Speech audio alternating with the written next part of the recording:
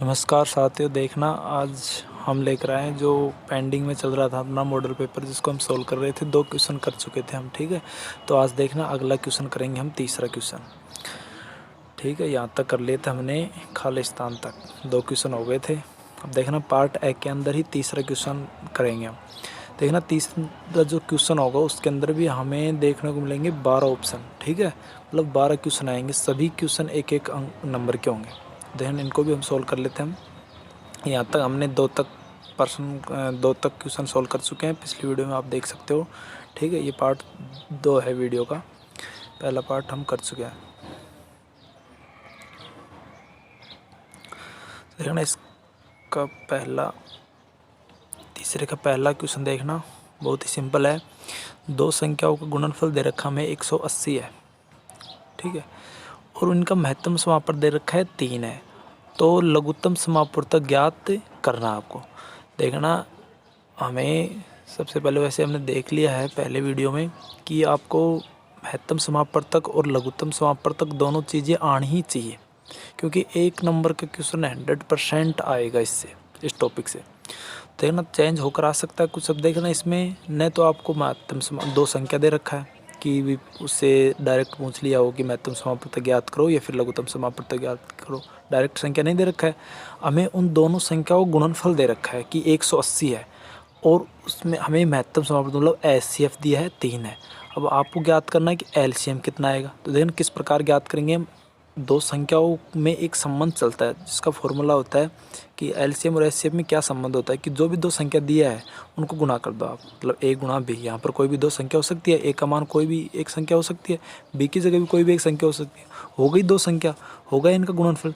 तो 2 संख्याओं का गुणनफल होता है HCF गुणा में LCM। मेरी बात समझ गए होंगे। ये चलता है, एक फॉर्मूला होता है कि ये अपने उत्तर की जांच करने के लिए भी काम आता है कि आपका HCF और जो LCM निकाल रहे हो आप किन्हीं 2 संख्याओं सोल्व करके, कि आपका सही है या गलत है। तो सही और गलत का हम जांच कैसे करते हैं, इसी फॉर्मूले की सहायता से करते हैं। तो ये फॉर्मूला यहीं पर काम आएगा। देखना 2 संख्याओं का गुणनफल दे रखा है 180, तो हम यहाँ पर A गुणा B की जगह रख देंगे 180, रख दो, ये लो 180 बराबर का चिन्ह ये लगा दिए। HCF दे रखा है, HCF का मतलब महत्तम समापवर्तक कितना है 3 रख दो, गुणा में LCM कितना है, LCM ज्ञात करना है, तो इसकी जगह LCM का LCM रख दो, चलो। अब आप सभी को पता है हमें तो सिर्फ चाहिए LCM, ये 3 थोड़ी चाहिए, हमें निकालना है LCM। तो इस 3 को यहाँ से हटाएंगे। अब ये 3 आप सभी को पता है कि इधर गुणा में है, तो इधर किस में जाएगा, भाग में। तो यहाँ से 180 में कितने का भाग लग जाएगा, 3 का। 3 का भाग दो, तो 18 में 3 का भाग दें, कितने बार जाएगा, 6 बार, ठीक है। और 0 की 0, तो ये आ गया आपका आंसर। तो अतः इन संख्याओं का जो HCF तो 3 था, और लघुत्तम समापवर्तक हमसे पूछा था तो कि वो कितना आ गया, 60 आ गया। ये अपना आंसर होगा। देखो सिंपल सा क्वेश्चन है, कुछ नहीं करना आपको, सिर्फ इस फॉर्मूले में मान रखना है। ये फॉर्मूला ध्यान होना चाहिए, A गुणा B बराबर होता है HCF गुणा LCM। सिंपली बस जो दे रखा है इस फॉर्मूले में मान रख दो। यहाँ से हमें 2 संख्याओं गुणनफल दे रखा था, तो हमने गुणनफल की जगह रख दिया 180, ठीक है। तो इस प्रकार हम सोल्व कर लेंगे। अब देखना अगला क्वेश्चन देखते हैं। x की घात 2 + 3x + 1 को x - 2 से भाग देने पर शेषफल ज्ञात करना आपको, ठीक है। तो सिंपली हमें क्या देखना है, जो भी हमें ये बहुपद दे रखा है इसमें भाग देना है हमें किसका, x - 2 का। देखना किस प्रकार देंगे हम, और शेषफल आपको ज्ञात करना है लास्ट में, ठीक है। तो शेषफल जो बचेगा वही शेषफल हो जाएगा। तो भाग देंगे हम, देखना x² + 3x + 1 भाग देंगे हम इसमें x -2 का। तो ना किस प्रकार भाग देते हैं। सबसे पहले हमें इसका फर्स्ट पद देखो आप, ठीक है, कि प्रथम में क्या लिखा हुआ है, यहाँ पर फर्स्ट में x है, और यहाँ पर जिसमें आप भाग दे रहे हो उसमें देखो कि प्रथम में क्या लिखा हुआ है। तो यहाँ पर प्रथम पद है x की घात 2 है, और यहाँ पर x की घात सिर्फ 1 है, इसके घात कुछ भी नहीं है, ठीक है। जिसे कुछ नहीं में घात 1 मान सकते हैं। अब यहाँ से घात 1 है, यहाँ से घात 2 है, हमें इनको बराबर करना है। तो बताओ, इस यहाँ पर ज़्यादा है यहाँ पर कम है, तो इसी में हमें कुछ ऐड करना पड़ेगा। तो बताओ ऐसा इसमें हम क्या करें कि यहाँ पर घात 2 हो जाए। तो सिंपल सा है कि इसमें x की घात 1 से गुणा कर दो आप, तो x की घात 2 हो जाएगी। क्योंकि जब घातें आधार समान होते हैं तो घातें क्या होती है, जुड़ जाती है। तो घात 1 ये पहले से थी, x की घात 1 से गुणा करेंगे तो x की घात कितनी हो जाएगी, यहाँ से 2, ठीक है। तो सिंपली अब क्या करेंगे हम, x की घात 2 से गुणा कर देंगे इसको, देखना x की घात 2 से गुणा करेंगे यहाँ पर, तो देखना x की घात 1 से गुणा, तो x लिख देंगे यहाँ पर, कलर से कर लेते हैं, ठीक है। ये लो x लिख दिए, तो x को x से गुणा करेंगे, x की घात कितनी हो जाएगी 2, ठीक है। फिर इसी x को इससे तो कर दिया हमने, फिर इस x को इससे भी करना पड़ेगा। अब ये x -2 से गुणा होगा, तो पहले तो चिन्ह देखो, इस x के सामने प्लस चिन्ह था, यहाँ पर माइनस चिन्ह तो आ जाएगा माइनस का। x को 2 से गुणा करेंगे, कितना x हो जाएगा 2x। उसके बाद क्या करते हैं, चिन्ह बदलते हैं, ठीक है। भाग में मैच है तो करते हैं, अभी पहले देख लेते हैं अभी कितने का भागदार है इसमें, फिर यहाँ पर घटाते हैं, तो वही काम यहाँ पर करना है। यहाँ पर माइनस लग जाएगा, लेकिन यहाँ पर माइनस का चिन्ह है तो ये किसका हो जाएगा प्लस। सिंपली आपको ये ध्यान रखना है कि चिन्ह बदलते हैं जब घटाते हैं तो, ठीक है। जो प्लस का वो माइनस कर देते हैं, माइनस का वो प्लस, तो यानी ये तो हमेशा कट जाएगा। आपको पहला पद होगा जिसको आपने समान किया है वो हमेशा कटेगा। तो एक्स स्क्वायर से एक्स स्क्वायर कट जाए, क्योंकि ये ऊपर प्लस का है, ये माइनस का है।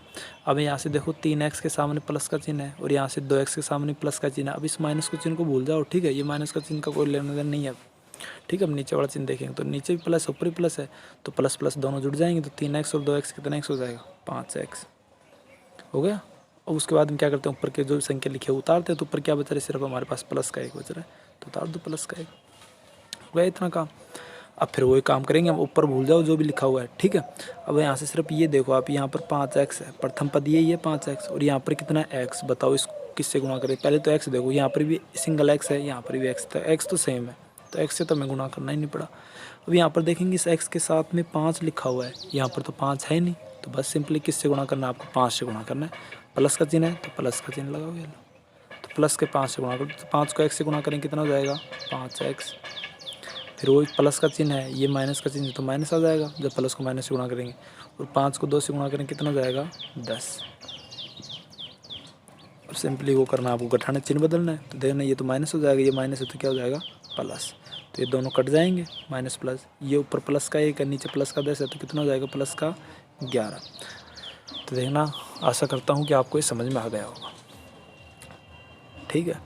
सिंपली है, कुछ नहीं करना, बस आपको प्रथम पद समान करने पड़ते हैं। यहाँ से प्रथम पद देखना और ये प्रथम पद देखना है, इसके पास जितने की भी घात की कमी हो बस उससे गुणा कर दो। अगर यहाँ पर मान कर चलो घात 3 होती, तो यहाँ पर किससे गुणा करते, x से न कर घात 2 से गुणा करते, तो ठीक है। तो आपको प्रथम पद समान करने पड़ते हैं, और फिर तरीका चलता रहता है, गुणा करना पड़ता है, वो गुणा आपको आता है, ठीक है। तो शेषफल कितना आ गया 11 आ गया। अब अगला क्वेश्चन देखते हैं। बहुपद x की घात 2 - 6x + 7 में शून्यांकों का योग और गुणनफल लिखिए, ठीक है। हमें दोनों चीज़ लिखनी है, शून्यांकों का योग भी लिखना है और गुणनफल। अब देखना, इसमें भी डायरेक्ट सूत्र काम आएगा आपके। जो शून्यांक निकालते हैं उसकी सत्यता की जांच करते हैं, तो हमारे पास 2 फॉर्मूले होते हैं, ठीक है। एक तो योग के लिए सत्यता की जांच करते हैं और गुणन के लिए। तो योग के लिए जैसे मान लेते हैं कि यहाँ पर ये बहुपद है, इसके 2 शून्य ले रहे हैं, आप सभी को पता है क्यों, क्योंकि इसकी घात कितनी है 2, तो इसके कितने शून्य होंगे 2 शून्य होंगे। अगर घात 3 होती तो कितने शून्य होते, इसके 3, ठीक है। तो सिंपली यहाँ पर घात कितनी है 2 है, तो इसके कितने शून्य निकलेंगे 2। उनमें क्या संबंध होता है वो देखना। मान लेते हैं कि इसके शून्य के एक तो अल्फा है और एक बीटा। यहाँ पर अल्फा बीटा की कोई भी मान हो सकता है, जब इसको सरल करेंगे तो एक्स का मान कुछ भी निकल सकता है, ठीक है। वो मान लेते हैं कि 2 मान निकलेंगे एक्स के, तो एक मान लेते हैं अल्फा आएगा और दूसरा क्या है बीटा। अगर आप इन दोनों को जोड़ देते हो, योग कर देते हो, कहने का मतलब अल्फा प्लस बीटा, तो देखना क्या आएगा -b/a। ये फॉर्मूला होता है, डायरेक्ट याद रखना, ठीक है। कि जब भी आप उन दोनों संख्याओं का योग करते हो, शून्यांकों का योग करते हो, तो आपके पास आता है -b/a। इसको भी समझाएंगे, -b/ कहाँ से है ये भी समझाएंगे, देखना। फिर अगर आप इन दोनों शून्यांकों का गुणा करते हो, ठीक है, अगर आप इनका गुणा कर रहे हो, अल्फ़ा इंटू बीटा करते हो, तो वो होता है c/a के बराबर, ठीक है। अब देखना, आप सोच रहे हो कि ठीक है ये तो हमने मान लिया अल्फा बीटा इसके मान निकले, अब बी और ए सी ए कहाँ से आएंगे, ये देखना। द्विघात बहुपद का आपके जो व्यापक रूप है वो ध्यान होना चाहिए। तो द्विघात समीकरण का बहुपद का व्यापक रूप क्या होता है, देखना। जो द्विघात बहुपद होता है वो इसके व्यापक रूप होता है ax² + bx + c, ठीक है, बराबर 0 नहीं लगता है। ये होता है द्विघात समीकरण, द्विघात बहुपद का व्यापक रूप। अब यहाँ से तुलना कर लो, आप देखना ए कहाँ मिलेगा आपको, ए मिलेगा आपको x² के साथ। तो देखो सिंपली यहाँ पर x² के साथ आपको ए मिल जाएगा, जो भी लिखा हुआ वो, ठीक है। तो ए समझ गए हमें क्या कहाँ मिलेगा, ए x² के पास मिलेगा। फिर b कहाँ मिलेगा, हमें b x के साथ मिलेगा, और c कहाँ मिलेगा अचर पद, ठीक है। तो समझ गए होंगे आप। देखना इसको हम एक बार रफ करके दोबारा करते हैं। तो फॉर्मूले दोनों ध्यान होने चाहिए आपके, ये तभी आप इस क्वेश्चन कर पाओगे। देखना यहाँ से हमें पहले योग निकालना, तो अभी मैंने बताया पहले तो व्यापक रूप लिख लेते हैं हम, ठीक है। तो व्यापक रूप तो इसका ax² plus bx plus c, तो इससे तुलना करके हम मान रख देंगे a और b c के मान। तो सबसे पहले योग लिख लेंगे, ले कह रहे तो योग लिखो अल्फा प्लस बीटा, आप डायरेक्ट योग भी लिख सकते हो, योग शून्याङ्कों का योग, ठीक है, बराबर क्या होता है सूत्र माइनस b/a। अब इसमें मान रख दो सब फॉर्मूले में, माइनस चिन्ह ऐसे कैसे, b का मान कहाँ से मिलेगा आपको बताओ, b कब कहाँ मिलेगा, b आपको मिलेगा x के साथ। तो देखो यहाँ पर x कहाँ है, ये रहा x, और x के साथ में कितना लिखा हुआ है -6, तो b का मान क्या हो जाएगा -6। अब माइनस फिर से आ रहा है, रिपीट हो रहा है, तो इसको कोष्टक में डाल देंगे -6 हो गया। अपॉन का साइन लगाओ, a कहाँ मिलेगा आपको, a मिलेगा x के स्क्वायर के साथ, तो x स्क्वायर के साथ यहाँ पर कुछ भी नहीं है, कुछ भी नहीं है, तो हम क्या मान सकते हैं, 1 मान सकते हैं, तो ये हो गया 1। अब इसको सोल्व करो, देखना माइनस माइनस मिलकर क्या हो जाएगा प्लस, 6/1 मतलब क्या आ गया 6, तो योगफल तो कितना आ गया 6। अब इसी प्रकार हम गुणनफल निकाल लेंगे, तो देखना गुणनफल, हम गुणनफल वाला फॉर्मूला लगा देंगे, अल्फा इंटू बीटा बराबर होता है c/a। तो अभी मैंने बताया c कहाँ मिलेगा आपको, c अचर पद लास्ट मिलेगा, तो लास्ट में क्या लिखा हुआ है यहाँ पर 7, तो c का मान कितना जाएगा 7 बटा में a वही मिलेगा x स्क्वायर के साथ में, तो x स्क्वायर कितने कहाँ है, ये रहा, इसके साथ कुछ नहीं मतलब 1, तो गुणनफल कितना आ गया 7, ठीक है। तो योगफल 6 आ गया, हमारा गुणनफल 7 आ गया। अब अगला क्वेश्चन देखते हैं, चौथा क्वेश्चन है, दो चर वाले समीकरण निकाय का हल अद्वितीय होने की शर्तें लिखिए, ठीक है। दो चर वाले समीकरण निकाय का हल अद्वितीय होने की शर्त लिखिए, मैंने ये क्वेश्चन इसी से रिलेटेड एक ऑप्शन पहले भी आ चुका हमारे पास। देखना मैथ में समथिंग अगर आपके फॉर्मूले याद है ना, तो इस बार आपके ये मान कर चलो कि 10 से 15 नंबर आ जाएंगे, फॉर्मूले बेस पर ही क्वेश्चन बनेंगे 10 से 15 क्वेश्चन, तो फॉर्मूले इंपॉर्टेंट है, याद ही करना। अब देखना ये डायरेक्ट फार्मूला यूज़ हो रहा है, अगर किसी की याद हो तो डायरेक्ट फार्मूला लिखेगा वो, ठीक है, लेकिन मैं समझाऊंगा तीनों चीज़, तो देखना। दो चर वाले जो भी अपने पास समीकरण होता है निकाय, उसको हल करने की अद्वितीय होने की शर्त लिखना है। तो यहाँ 3 कंडीशन होते हैं हमारे पास हल होने की, ठीक है। हमारा हल अद्वितीय भी हो सकता है, अनेक हल भी निकल सकते हैं ग्राफ से, और कोई हल भी नहीं निकल सकता। तो सबसे पहले ये देख लेते हैं अद्वितीय कब होता है, तो जब हम अनुपातों की तुलना करेंगे इनके a1/a2 equal b1/b2 equal c1/c2। अगर अनुपातों की तुलना करने के बाद ये कंडीशन प्राप्त हो रही है, तो इसका मतलब तो समीकरण जो भी निकाय है उसके अनेक हल होंगे, ठीक है। और रेखाएं कैसी प्राप्त हुई ग्राफ में, संपाती। अद्वितीय हल की कंडीशन नहीं है ये कौन किसकी कंडीशन है, अगर ये क्वेश्चन आ जाता है यहीं पर कि दो चर वाले समीकरण निकाय का हल अनेक हल होने की शर्त लिखी है, तो अनेक हल होने की शर्त हम ये लिखते हैं, ठीक है। अनेक हल होने की शर्त हो गई। उसके बाद देखते हैं अद्वितीय का मतलब सिर्फ एक ही हल हो, तो एक ही हल कब निकलेगा, जब ये क्या हो, इसके नॉट इक्वल हो, ठीक है। अब सी का यहाँ पर कोई रोल नहीं है, ठीक है, इसको आप रब कर सकते हो। अगर आप तुलना कर रहे हो दो पदों में a1/a2 नॉट इक्वल आ रहा है b1/b2 के, तो आपका हल क्या होगा, हल होगा आपका अद्वितीय हल होगा, ठीक है। तो इसके लिए हम डायरेक्ट क्या लिखेंगे, ये लिखेंगे कि जब a1/a2 नॉट इक्वल हो b1/b2 के, तो हमारा जो समीकरण निकाय होगा उसका हल क्या होता है, अद्वितीय हल होता है। एक लास्ट कंडीशन और बच रही है, वो भी समझा देते हैं आपको, ठीक है। अभी मैंने बताया कि अनेक हल हो सकते हैं, अद्वितीय हल तो मैंने 2 तो बता दिए। एक और कंडीशन बताती है जब इसके कोई हल नहीं हो, तो कोई हल कब नहीं होते हैं वो देखना। यदि हम अनुपातों की तुलना कर रहे हैं a1/a2 इक्वल आ जाता है b1/b2 के, और नॉट इक्वल होता है c1/c2 के, तो इस सिचुएशन में जब ये सिचुएशन आ जाए हमारे पास, ठीक है, ये कंडीशन प्राप्त हो जाए, तो जो भी अपना समीकरण निकाय उसके कोई हल नहीं निकलेंगे, ठीक है। अगर रेखा पूछ ले तो रेखा कैसे प्राप्त होगी, भी कोई हल नहीं निकल रहा है, मतलब हमारी जो रेखाएं हैं ग्राफ में कहीं काट ही नहीं रही। जब रेखाएं काट ही नहीं रही तो हम उनको क्या कहते हैं, संपाती रेखा कहते हैं, कभी एक दूसरे से कहीं मिल ही नहीं रही, प्रतिच्छेद नहीं कर रही है, तो वो रेखा कैसी होती है, समांतर रेखा, ठीक है। तो तीनों स्थिति मैंने बता दी आपको, याद रखना। कोई भी स्थिति से कहीं भी क्वेश्चन आ सकता है, ऑप्शनल क्वेश्चन भी आ सकता है, खाली स्थानों में भी आ सकता है, और डायरेक्ट ये अति लघुत्तरात्मक है इसमें भी आ सकता है। जैसे आप देख रहे हो ये जो पेपर है ये बोर्ड से जारी हुआ है, ठीक है। और इसी के बेस पे आपको क्वेश्चन मिलने वाले हैं बोर्ड एग्जाम में। मतलब पैटर्न ये रहेगा, आप क्वेश्चन चेंज हो सकते हैं, इसी से भी उठकर आ सकते हैं 4-5 क्वेश्चन, चांस बनते हैं कि इसी के बेस पर क्वेश्चन आते हैं और इसी से क्वेश्चन भी आ सकता है 2-4 उठकर डायरेक्ट। देखना आपको ये मॉडल पेपर निकालना ही है। अब अगला क्वेश्चन देखते हैं हम। 5वां, द्विघात समीकरण के मूलों का योग लिखिए। अब देखना है मूलों का योग, और अभी हमने क्या किया था, ये देखना ऊपर वाला तीसरा ऑप्शन, इसके योग और गुणनफल दोनों में सेम फॉर्मूला लगेगा। बस अंतर इतना होता है कि समीकरण में तो बराबर में 0 मिलता है आपको, ठीक है, और जो बहुपद होता है उसमें बराबर 0। अब देखना आप खुद देख सकते हो यहाँ पर इसके साथ के साथ बराबर का चिन्ह नहीं है ना, बराबर में 0 कुछ नहीं लिखा हुआ है, लेकिन समीकरण में आपको बराबर का चिन्ह मिलेगा। बराबर के इस साइड जो RHS होता है उसमें कुछ मिल सकता है, 0 भी हो सकता है, कोई संख्या भी मिल सकती है, ठीक है। बस अंतर इनमें ये रहता है बराबर का चिन्ह, और तरीका सेम चलता है। इसमें भी हम शून्यक निकालेंगे तो सेम तरीका चलेगा, गुणनखंड करके निकालते, इसमें भी आप गुणनखंड करके मूल निकाल सकते हो, ठीक है।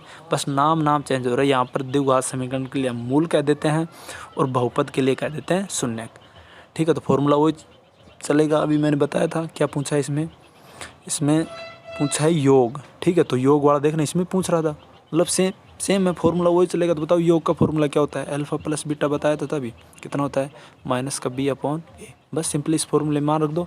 a और b c कहाँ से लिखते हैं ये आपको पता है, तो b कहाँ मिलेगा आपको, माइनस चिन्ह माइनस चिन्ह लगाओ, ऐसे कैसे। b कहाँ मिलता है, b x के साथ में मिलता है, तो x देखो यहाँ पर कितना है x है 3 आ जाएगा, बटा में a कितना है, a कहाँ मिलेगा x² साथ, तो x² साथ कितना है 2, ये लो 2, बस आ गया आपका आंसर फ्री।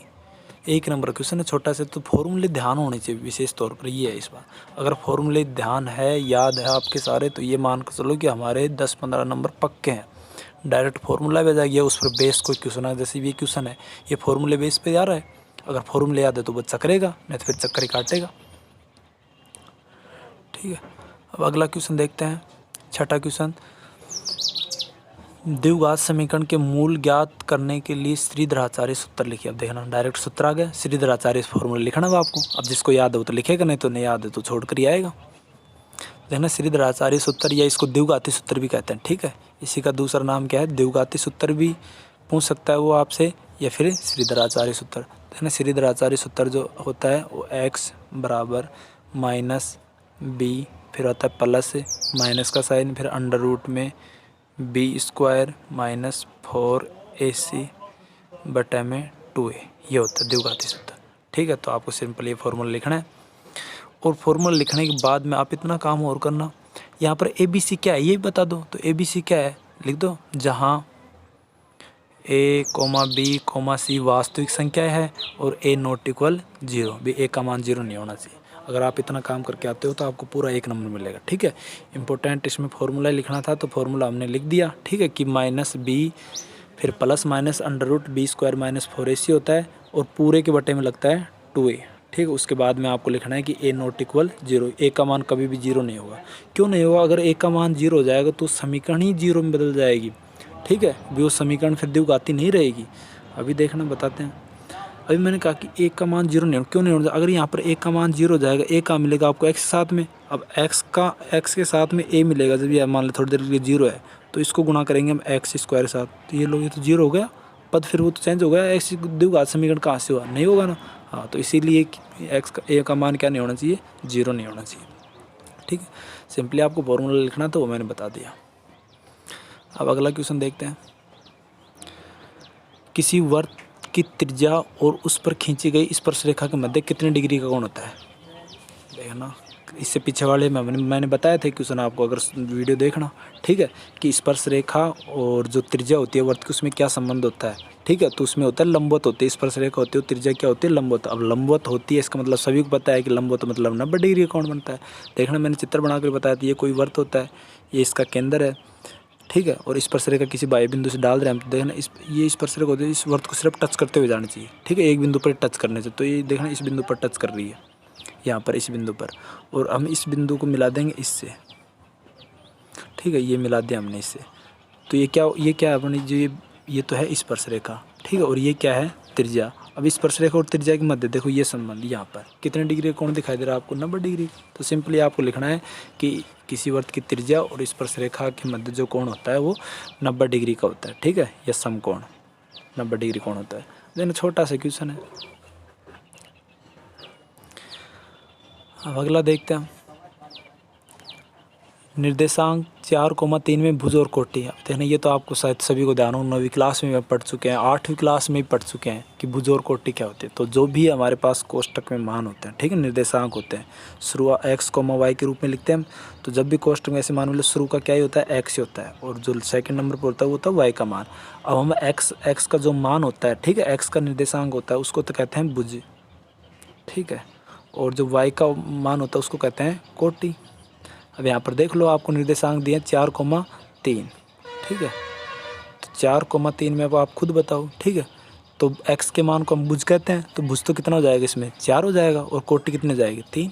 तो आपको तरीके से लिख देना है कि यहाँ पर जो भुज है, ठीक है, भुज तो कितना है 4, और जो कोटि है वो कितनी है 3। बस आंसर हो गया। देखना सिंपल क्वेश्चन आ रहे हैं, एक नंबर है। बेसिक से आपको जानकारी होनी ही चाहिए कि भुज क्या होता है, कोटि क्या होते हैं, x का मान को क्या कहते हैं, y के निर्देशांक को क्या कहते हैं। डायरेक्ट वो ये भी पूछ सकता था किसी बिंदु का निर्देशांक है, भुज और कोटि के बारे में बताओ आप। तो भुज तो हम x के निर्देशांक को कहते हैं जो मान होता है, और जो कोटि होते हैं वो y के निर्देशांक को कहते हैं। देखना अगला क्वेश्चन देखते हैं। ये त्रिकोणमिति से कोस 30 डिग्री माइनस साइन 60 डिग्री का मान निकालना आपको। तो अब इसके लिए आपको त्रिकोणमिति जो सारणी हुई ध्यान होनी चाहिए।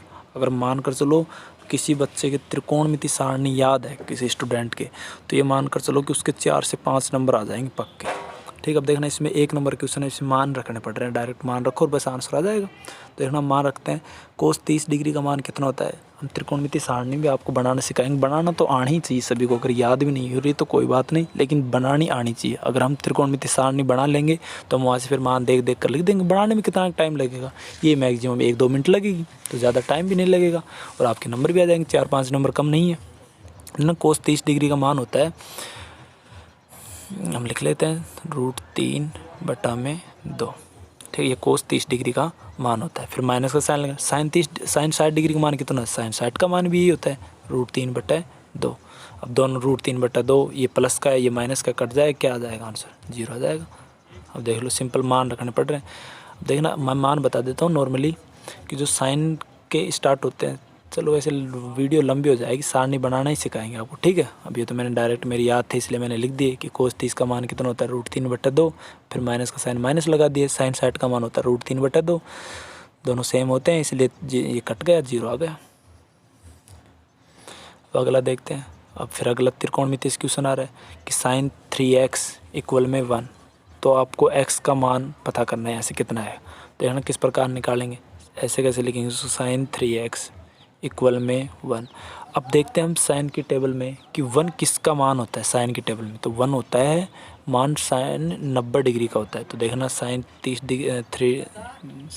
3x ऐसे कैसे इक्वल, फिर जो 1 किसका मान होता है, अभी मैंने बताया साइन 90 डिग्री, तो हम इसको क्या लिख सकते हैं, साइन 90 डिग्री। अब देखना साइन से साइन कट जाएगा, क्या बचेगा, इधर सिर्फ 3x बचेगा, मतलब 3x बचेगा, इधर क्या बचेगा 90। हमें x का मान निकालना है, यहाँ से 3 को उठाएंगे, ये गुणा में, इधर किस में जाएगा, भाग में, तो x बराबर हो जाएगा 90/3। जब भाग देंगे कितना आएगा, 30 आ जाएगा। तो x का मान कितना आ गया, 30 आ गया। सिंपल सा क्वेश्चन था, बस आपको देखना सारणी ध्यान याद करनी ही पड़ेगी। अब अगर याद भी नहीं हो रही तो बनानी तो आनी चाहिए त्रिकोणमिति सारणी। यानी ये भी त्रिकोणमिति सारणी की सहायता से किया आपने, क्योंकि हमें इधर साइन है तो इधर भी देखो इसको साइन में बदलना पड़ेगा। अब ये देखेंगे एक को साइन में किस प्रकार बदलेंगे, इसके लिए आपको ध्यान होना चाहिए कि एक साइन की टेबल में किसका मान होता है। साइन की टेबल में 90 का मान होता है, तो हमने लिख लिया साइन 90। अब इधर साइन से साइन कट जाएगा, इधर 3x बचेगा, इधर 90 बचेंगे, फिर पक्षांतरण किया, सिंपल आंसर निकल कर आ गया। देखने ये ज्योमेट्री से आया है, सॉरी यह है सांख्यिकी से क्वेश्चन कि बंटन 10, 12, 8, 7, 13 का माध्य ज्ञात करो, ठीक है। तो माध्य देखना सिंपल है, माध्य ये 9वीं क्लास में भी कर चुके हैं हम, ठीक है। जब भी हमें डायरेक्ट आंकड़े दे देते हैं उसके लिए हम माध्य किस प्रकार निकाल, देखना फॉर्मूला होता है कि बराबर होता है आंकड़ों का योग, आंकड़ों का योग, फिर बटे में आंकड़ों की संख्या, आंकड़ों की कुल संख्या। ठीक है, तो हम इस फॉर्मूले मान रख देंगे। तो यहाँ पर देखना जो भी आंकड़े दिए हैं ना माध्यम का, आप उनको जोड़ दो। माध्यम में क्या बताया कि आंकड़ों का योग, फिर बटा में आंकड़ों की कुल संख्या, भी जितनी संख्या गिनकर उसका भाग दे दो। तो आंकड़ों का योग करो, यहाँ से कितना आएगा, 10 और 12 कितने हो गए, 10 और 12 हो गए 22, 22 में 8 जोड़ो 30, 30 में 7 जोड़ेंगे 37, 37 में फिर 13 जोड़ेंगे कितने हो गए 50। तो आंकड़ों का योग तो हो गया 50, बटे में आंकड़ों की संख्या काउंट करो कितनी है, तो काउंट करो यहाँ से 1 2 3 4 5 है, तो 5 का भाग लग जाएगा। अब 5 का भाग दो 50 में, कितना आएगा, 5 से 5 कट जाएगा, 1 0 बचेगी, ये लो 10 आंसर आ गया। तो अतः इसका जो बंटन है इसका माध्य कितना आ गया 10। देखना सिंपल सिंपल क्वेश्चन। अब इसमें इंपॉर्टेंट क्या है, इसमें ये इंपॉर्टेंट फॉर्मूला है कि आपकी ये चीज़ ध्यान होनी चाहिए कि माध्य किस प्रकार निकालते हैं, आंकड़ों का योग करते हैं, बटे में आंकड़ों की जितनी भी संख्या उसका भाग देते हैं। देखना अगला क्वेश्चन ये आ गया प्रायिकता से। यदि एक सिक्के को एक बार उछाला जाता है तो चित्त और पट आने की संभावना क्या होगी। अब देखिए इसमें सिर्फ आपको संभावना पूछी है, प्रायिकता भी नहीं निकालनी है आपको। ठीक है, आप सिर्फ संभावना लिख देना। अब जब भी हम खेलते हैं, कोई खेल खेलते हैं तो सिक्के को उछालते हैं, वो बात यहाँ पर कर रहा है कि एक सिक्के को एक बार उछालते हैं हम। ठीक है, तो चित्त और पट आने की प्रायिकता, जब हम एक सिक्के को उछालते हैं, आप सभी को पता है 2 चांस बनते हैं। ठीक है, 2 चीज़ आ सकती है, हेड भी आ सकता है उछालने पर और टेल भी आ सकता है। अब देखना चित्त और पट आने की संभावना। ठीक है, तो हेड को क्या कहते हैं चित्त, और टेल को क्या कहते हैं पट। ठीक है, ये तो चित्त होता है, ऐसे याद रख लेना इसको भी। चित्त मतलब हम कई बार कह देते हैं ना कि हमारे शरीर जैसे सिर को मीनिंग होती है हेड से स्टार्ट, सिर को कभी चित्त बोल देते हैं कि आज चित्त दुख रहा है, कह देते हैं अपने अपने लैंग्वेज में कई लोग।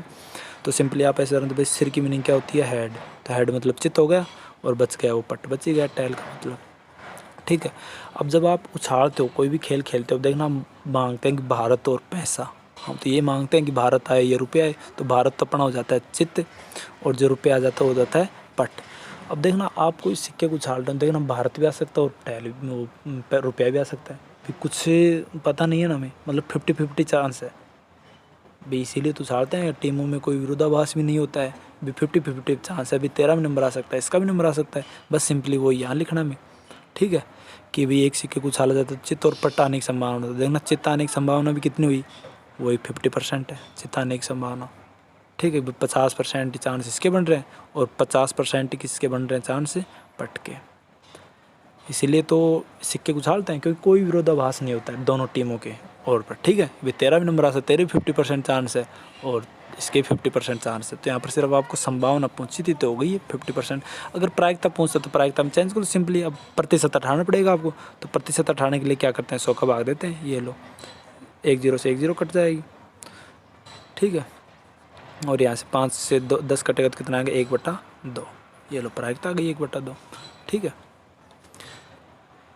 तो आई होप कि आप ये जो 12 ऑप्शन करें हम, आप अच्छे से समझ में आए होंगे। अब एक बार रिवाइज और कर लेना इनको। ठीक है, आप स्क्रीनशॉट लेकर भी रिवाइज कर सकते हो, जैसे कई फॉर्मूले मैंने इसमें लिखवाए हैं, कई चीज़ें एक्स्ट्रा भी बताई है मैंने। ठीक है, तो आप निकाल लेना, एक बार और निकालो कि अपने आप आ जाएगा। देखना इस फॉर्मेट से बाहर कुछ नहीं आने वाला। ठीक है, जो भी ये फॉर्मेट मैं आपको मॉडल पेपर सोल्व करवा रहा हूँ ये बोर्ड से जारी हुआ है। ठीक है, तो इसी के बेस पर क्वेश्चन आएंगे। देखना क्वेश्चन चेंज हो सकता है, अब यहाँ पर ये निर्देशांक 4,3 ना आकर और कुछ भी आ सकता है। ठीक है, 7,5 भी आ जाए, 6,3 भी आ जाए, लेकिन ठीक है तो मान कुछ भी आ सकता है गणित में। लेकिन इंपॉर्टेंट चीज़ क्या है कि आपको भुज और कोटि के बारे में पता होना चाहिए। भुज क्या होती है, एक्स एक्स मान लो। ठीक है, कि निर्देशांक अब की बार आ गए 7,5 आ गए। अब बताओ इसमें भुज और कोटि, अभी रट तो नहीं सकते हम। अब हमें पता है भुज किसको कहते हैं, जो शुरुआत में मिलता है वो एक्स का मान होता है और एक्स के मान को हम भुज कहते हैं। तो भुज अब की बार कितना हो जाएगा, ये लो 7 हो जाएगा भुज, और कोटि कितनी हो जाएगी 5 हो जाएगी। तो ना आपको फॉर्मेट ध्यान होना चाहिए, फॉर्मूले ध्यान होने चाहिए। ठीक है, कि भुज और कोटि क्या होती है, ऐसे ही काफ़ी सारे अपने शून्यांकों के योग वगैरह कह रखा है। ठीक है, यहाँ पर योग गुणनफल, अब यहाँ पर ये बहुपद ये ना करो और कुछ भी आ सकता है, x² + 3x + 7 कुछ भी आ सकता है। ठीक है, तो उस हिसाब से सूत्र तो वही रहेगा ना भाई, योग क्या होता है -b/a, ये होता है। तो बस इसी में मान रखना पड़ेगा। यहाँ पर कुछ भी आ सकता है, 7 ना आकर 6 भी आ जाए,